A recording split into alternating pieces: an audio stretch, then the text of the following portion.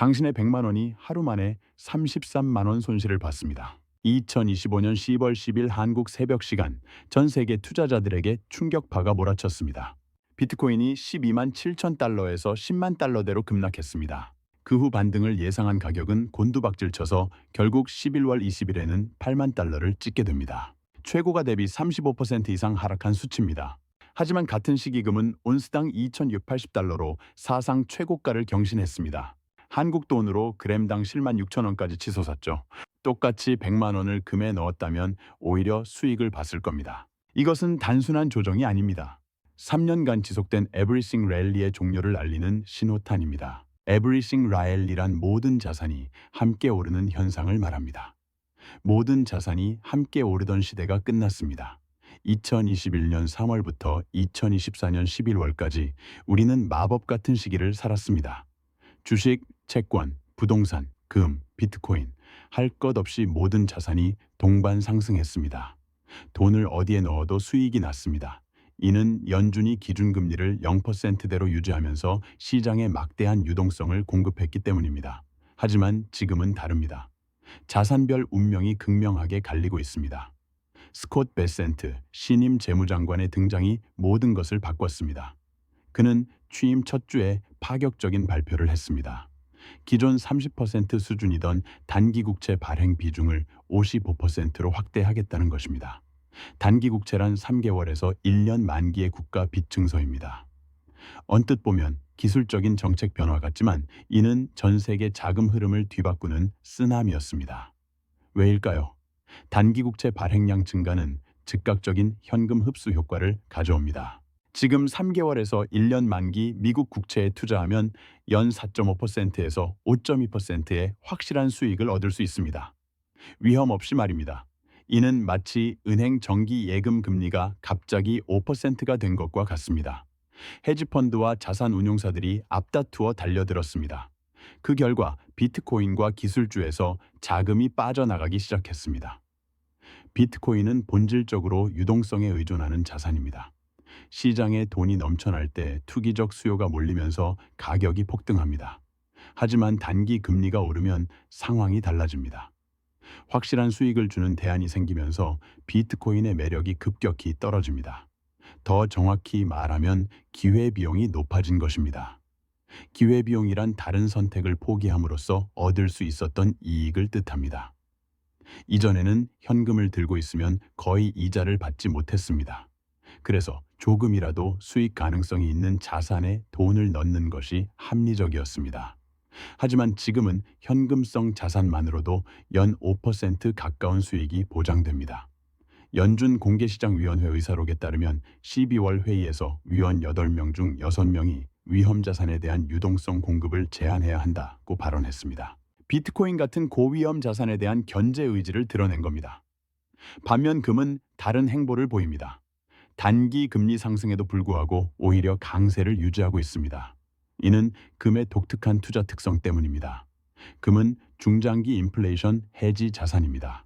인플레이션 해지란 물가 상승으로부터 자산 가치를 보호하는 것을 말합니다. 단위 금리가 오르는 것 자체가 인플레이션 압력이 여전히 존재한다는 신호로 해석됩니다. 미국 노동부 발표에 따르면 2024년 11월 핵심 소비자 물가지수가 전년 동월 대비 3.3% 상승했습니다.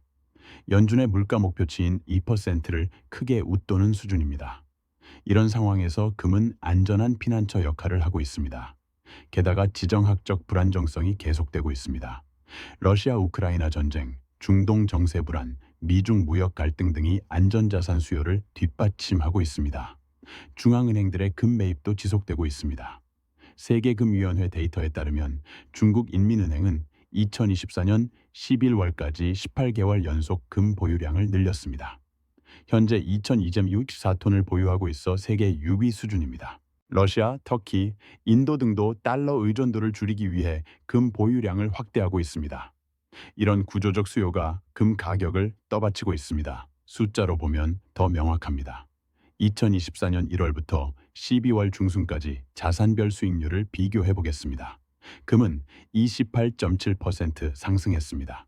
연초 온스당 2,080달러에서 2,680달러까지 올랐습니다. 한국 돈으로 치면 그램당 9만 원에서 11만 6천 원으로 뛴 것입니다. 100만 원을 금에 투자했다면 지금 128만 7천 원이 됐습니다. 나스닥 지수는 22.4% 올랐습니다. 엔비디아와 애플 같은 대형 기술주들이 이끌었지만 11월 이후 상승세가 둔화되고 있습니다. 100만 원 투자 시 122만 4천 원이 됐을 겁니다. S&P 500 지수는 24.8% 상승했습니다. 상대적으로 안정적인 모습을 보였지만 역시 최근 들어 변동성이 커지고 있습니다. 100만 원이 124만 8천 원으로 늘었을 것입니다. 반면 비트코인은 롤러코스터를 탔습니다.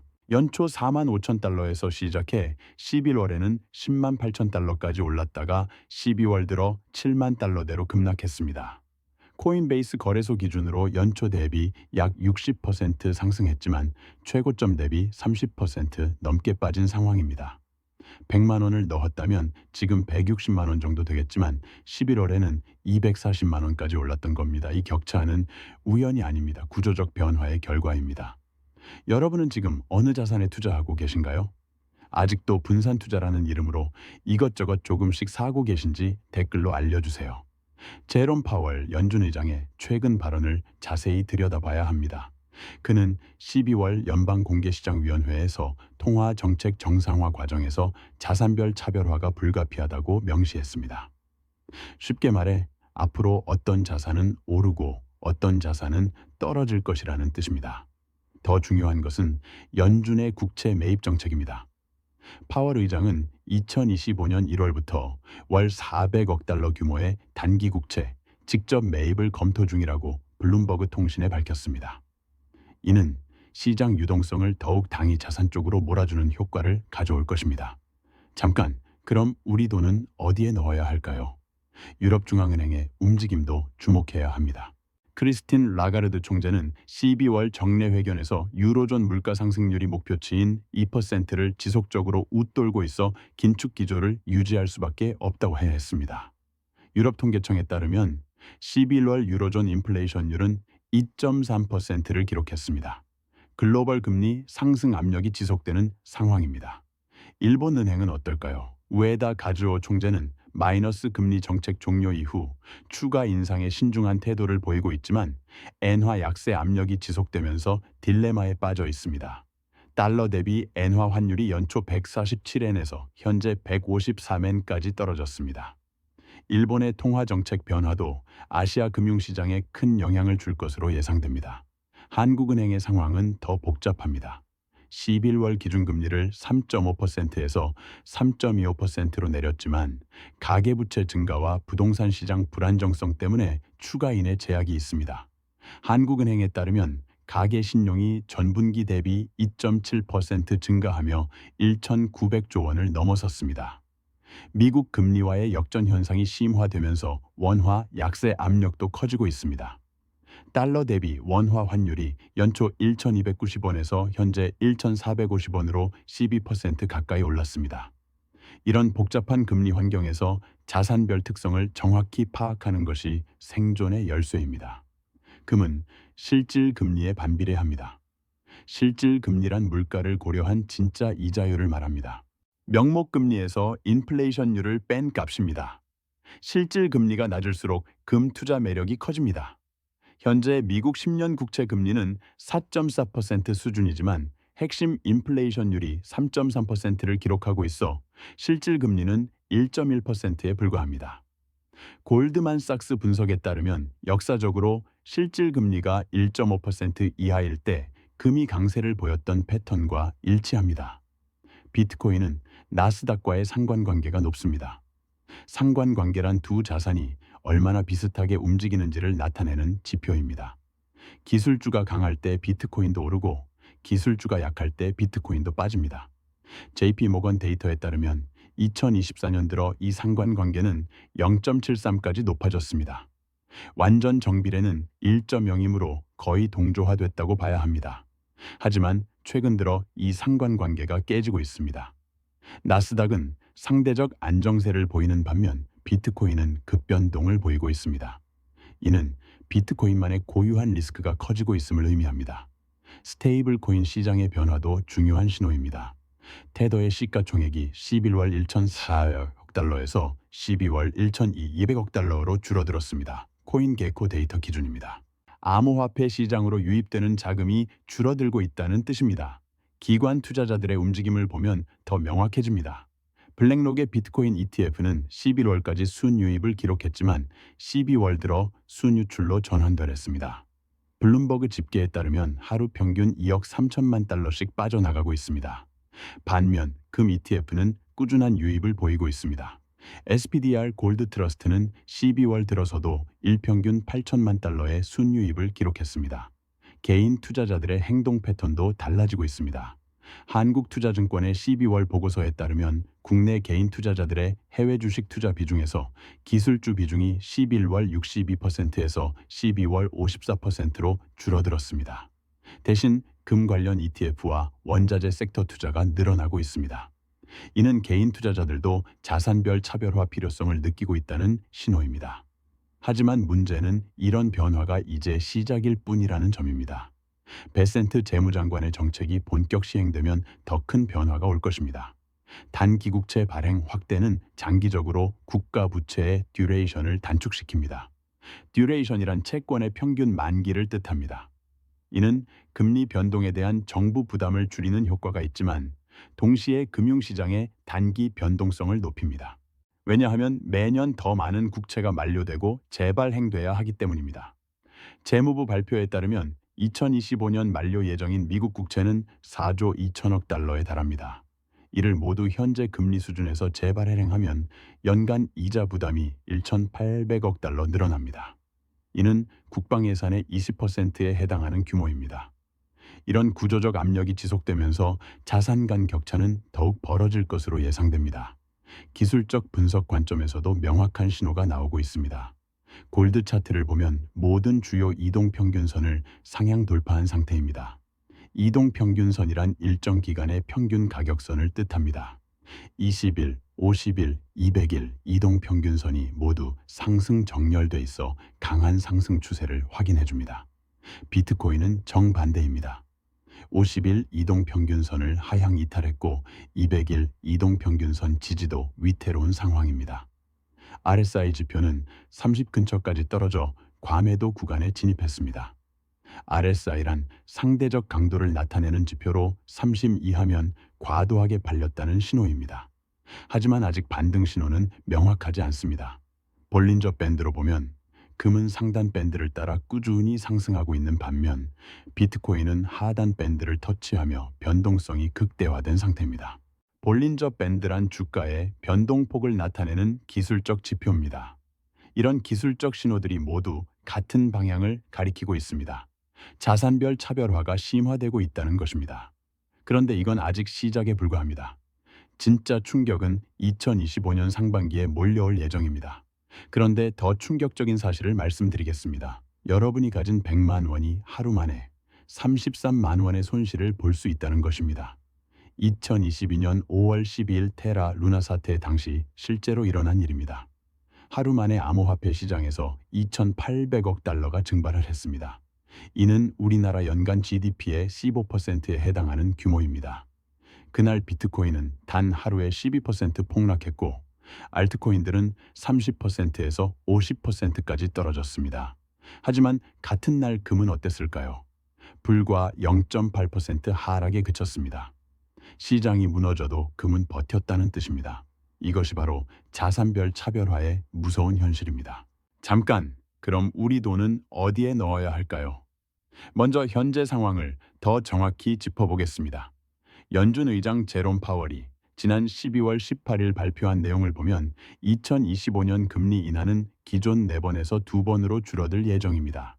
한국은행 발표에 따르면 이는 국내 시중금리를 최소 0.5%포인트 더 높게 유지한다는 의미입니다. 실질금리란 물가를 고려한 진짜 이자율을 말합니다. 현재 미국 실질금리가 2.1%까지 올라선 상태입니다. 이는 2008년 금융위기 이후 최고 수준입니다.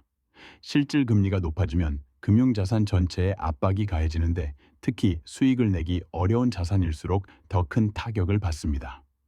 비트코인이 바로 그런 자산입니다. 배당도 없고 이자도 없습니다. 순전히 가격 상승에만 의존하는 구조입니다. 반면 금은 중앙은행들의 꾸준한 수요가 바닥을 받쳐줍니다. 블룸버그 데이터를 보면 2024년 11월까지 전 세계 중앙은행들이 매입한 금의 양이 194톤에 달합니다. 이는 전년 동기 대비 15% 증가한 수치입니다. 특히 중국인민은행이 18개월 연속 금을 사들이고 있고 러시아 중앙은행도 서방 제재로 인해 달러 대신 금 보유량을 늘리고 있습니다. 더 구체적인 수치를 보겠습니다. 현재 엔캐리 트레이드 청산 규모는 전체 추정치 4조 달러 중 약 15%인 6천억 달러가 진행된 것으로 추정됩니다. 이는 마치 은행 정기 예금 금리가 갑자기 10%가 된 것과 같은 충격입니다. 일본에서 거의 공짜로 빌린 돈으로 다른 자산에 투자했던 자금들이 일본으로 되돌아가고 있습니다. 문제는 이 자금들이 어디서 빠져나오느냐입니다. 가장 먼저 타격받는 것이 유동성이 낮은 자산들입니다. 비트코인, 성장주, 신흥국 채권 순서로 자금이 빠져나갑니다. 반면 달러 현금, 미국 국채, 금 같은 안전자산으로 몰려갑니다. 국제통화기금 발표 자료에 따르면 현재 글로벌 달러 유동성이 2019년 대비 35% 증가한 상태에서 긴축으로 전환되고 있습니다. 이런 상황에서는 위험자산 가격 조정이 더욱 가파르게 진행됩니다. 자, 그럼 구체적으로 어떻게 대응해야 할까요? 세 가지 시나리오별로 나누어 말씀드리겠습니다. 첫 번째 시나리오는 연착륙입니다. 연준이 금리를 점진적으로 내리면서 경기 침체 없이 인플레이션만 잡는 경우입니다. 이 경우 확률은 30% 정도로 봅니다. 금은 온스당 2,200달러에서 2,400달러 수준을 유지할 것이고 비트코인은 55,000달러에서 7만 달러 사이에서 횡보할 가능성이 높습니다. 이때 포트폴리오는 금 30%, 미국 국채 ETF 20%, 우량 배당주 30%, 현금 20%로 구성하는 것이 좋습니다. 비트코인은 전체의 5% 이내로 제한하세요. 두 번째는 경착륙 시나리오입니다. 금리 인상 효과가 예상보다 크게 나타나 경기 침체가 오는 경우입니다. 확률은 50% 정도로 봅니다. 이때 금은 온스당 2,500달러까지 오를 수 있고 비트코인은 3만 달러까지 떨어질 위험이 있습니다. 이 시나리오에서는 금 40%, 장기 국채 25%, 현금 30%, 일본 엔화 자산 5%로 구성해야 합니다. 비트코인은 완전히 배제하거나 최대 2% 이내로만 유지하세요. 세 번째는 스태그플레이션 시나리오입니다. 경기는 침체인데 물가는 계속 오르는 최악의 상황입니다. 확률은 20% 정도이지만 발생하면 가장 치명적입니다. 금은 온스당 3,000달러를 넘어설 수 있고 비트코인은 극심한 변동성을 보이면서 15,000달러까지 떨어질 수도 있습니다. 이때는 금 50%, 인플레이션 연동 국채 20%, 에너지 주식 15%, 현금 15%로 대응해야 합니다. 부동산이나 암호화폐는 완전히 피해야 합니다. 여러분은 이 세 시나리오 중 어느 것이 가장 가능성이 높다고 보시나요? 댓글로 의견을 나누어 주세요. 그런데 시나리오보다 더 중요한 것이 있습니다. 바로 타이밍입니다. 한국은행 금융안정보고서를 보면 우리나라 가계부채가 1,890조 원으로 GDP 대비 104.8%에 달합니다. 이 중 변동금리 대출 비중이 73%입니다. 기준금리가 1%포인트만 올라가도 가계 이자 부담이 연간 14조 원 증가한다는 뜻입니다. 문제는 이 충격이 동시에 온다는 점입니다. 자산 가격 하락과 이자 부담 증가가 겹치면서 가계 재정에 이중 타격을 가합니다. 특히 부동산 담보대출을 받아 투자한 분들은 더욱 위험합니다. 실제로 부동산 시장도 이미 신호를 보내고 있습니다. 국토교통부 발표에 따르면 서울 아파트 매매 거래량이 전년 동월 대비 28% 감소했습니다. 거래량이 줄어든다는 것은 유동성이 마르고 있다는 의미입니다. 이런 상황에서 레버리지를 끼고 투자하는 것은 매우 위험합니다. 특히 비트코인 선물 거래나 마진 거래는 절대 피해야 합니다. 코인베이스 데이터를 보면 개인 투자자들의 평균 레버리지 비율이 18배까지 올라섰습니다. 5% 하락만으로도 청산당할 수 있는 위험 수준입니다. 대신 이렇게 접근하세요. 가장 먼저 현재 포트폴리오의 위험도를 점검하세요. 전체 자산 중 레버리지를 사용한 투자가 얼마나 되는지, 변동성이 큰 자산이 몇 퍼센트나 되는지 정확히 파악해야 합니다. 다음으로는 3개월 생활비를 현금으로 확보하세요. 예상치 못한 상황이 벌어져도 버틸 수 있는 최소한의 안전장치입니다. 현재 시중은행 정기예금 금리가 연 3.5%에서 4% 수준이니 충분히 매력적입니다. 금 투자는 이렇게 하세요. 국내에서는 KOSF 골드 ETF나 타이거 골드 선물 ETF를 활용할 수 있습니다. 연간 보수료가 0.28%에서 0.35% 수준으로 합리적입니다. 직접 금을 사서 보관하는 것보다 훨씬 편리하고 비용도 적게 듭니다. 해외 투자가 가능하다면 SPDR Gold Shares ETF를 추천합니다. 세계 최대 규모의 금 ETF로 하루 거래량만 20억 달러를 넘습니다. 유동성 걱정 없이 언제든 매매할 수 있습니다. 비트코인은 완전히 포기하지 말고 이렇게 접근하세요. 전체 포트폴리오의 5% 이내에서 분할 매수를 실시하는 것입니다. 현재 6만 8천 달러에서 시작해서 6만 달러, 5만 5천 달러, 5만 달러 구간에서 25%씩 나누어 매수하세요. 중요한 것은 절대로 한 번에 큰 금액을 투자하지 않는 것입니다. 암호화폐 시장은 하루에 20%씩 움직이는 것이 일상입니다. 감정적으로 접근하면 반드시 큰 손실을 봅니다. 달러 자산도 늘려야 합니다. 국내에서 거래할 수 있는 SPY나 QQQ 같은 미국 주식 ETF를 활용하세요. 달러 강세 효과를 얻으면서 동시에 우량 기업에 분산 투자할 수 있습니다. 부동산은 신중하게 접근해야 합니다. 특히 대출을 끼고 있다면 일부 매각을 통해 레버리지를 줄이는 것을 고려하세요. 만약 투자를 원한다면 직접 투자보다는 리츠를 활용하는 것이 안전합니다. 정보 수집도 체계화해야 합니다. 연준 FOMC 회의는 연 8회 열리는데 매번 시장에 큰 영향을 미칩니다. 회의 결과뿐만 아니라 회의록까지 꼼꼼히 읽어야 합니다. 보통 회의 3주 후에 공개되는 회의록에는 위원들의 세부 의견이 담겨 있어 향후 정책 방향을 예측하는 데 도움이 됩니다. 한국은행 기준금리 결정회의도 연 8회 열립니다. 국내 금리 정책이 자산 가격에 미치는 영향이 크기 때문에 반드시 체크해야 합니다. 손절매 원칙도 명확히 하세요. 개별 자산 기준으로 15% 손실이 발생하면 무조건 정리합니다. 전체 포트폴리오 기준으로는 20% 손실에서 투자 전략 자체를 재검토해야 합니다. 이런 원칙들을 지키는 것이 쉽지 않다는 것을 압니다. 특히 손절매는 감정적으로 매우 어려운 결정입니다.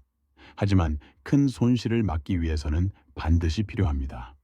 그리고 3개월 후인 2025년 3월에 포트폴리오를 재평가하세요. 그때까지 각 자산의 성과를 보고 비중을 재조정해야 합니다. 투자는 한번 세팅하고 끝나는 것이 아니라 지속적으로 관리해야 하는 과정입니다. 마지막으로 가장 중요한 조언을 드리겠습니다. 지금은 욕심을 버릴 때입니다. 과거 10년간 우리는 모든 자산이 함께 오르는 시대를 경험했습니다. 부동산도 오르고 주식도 오르고 비트코인도 1000배씩 올랐습니다. 그래서 많은 분들이 높은 수익률에 익숙해져 있습니다. 하지만 그런 시대는 끝났습니다. 이제는 자산을 지키는 것이 더 중요한 시대가 왔습니다. 연 10%씩 벌려고 욕심내다가 50% 잃는 것보다 연 5%씩이라도 안정적으로 지켜나가는 것이 현명합니다. 2025년은 매우 중요한 해가 될 것입니다. 트럼프 행정부의 정책 기조, 연준의 금리 정책, 중국 경제의 회복 속도 등 여러 변수들이 복합적으로 작용할 것입니다. 무엇보다 시장의 변화에 민감하게 반응할 수 있는 유연성을 유지하세요. 고정관념에 사로잡혀 있으면 큰 흐름을 놓칠 수 있습니다. 시간이 없습니다. 자산별 차별화가 본격화되기 전에 지금 당장 포트폴리오를 점검하고 필요한 조치를 취하세요. 미리 준비한 사람만이 이 격변의 시기를 헤쳐나갈 수 있습니다. 이런 분석이 도움이 됐다면 구독과 좋아요로 응원해주세요. 여러분의 소중한 자산을 지키는데 조금이라도 도움이 되길 바랍니다.